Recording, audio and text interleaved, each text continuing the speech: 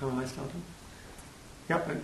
I'm William Hobhouse. I now live in Rochdale, but in the late 80s I was living in Berlin with Vera, and the whole of my young life the Berlin Wall was a fence of concrete around West Berlin, and in 1989, on the 9th of November, it was breached and thousands of East Germans poured into West Berlin, and history was totally changed. I'm Wera Hobhouse. I'm originally from West Germany. I studied in Berlin in the mid-1980s. I grew up in a divided Germany. I grew up with the feeling that there were people that could never come and visit me, and it was very, very difficult for me to go and visit them.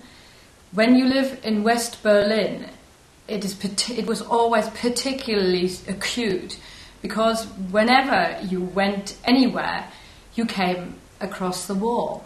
And it was a reality that we as West Germans had started to live with. When in all of the year of 1989, protests started, people were across Eastern Europe beginning to feel unhappy, finally, with the oppressive regime they lived under.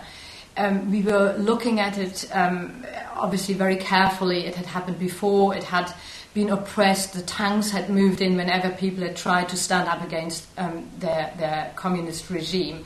So when, again in Germany, people were starting to become unhappy and restless and wanted to get out, we couldn't quite believe that it would ever lead to a change.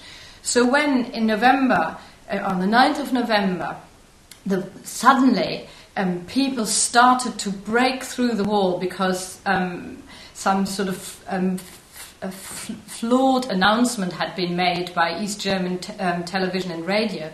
At first you couldn't believe it. It was just so unbelievable.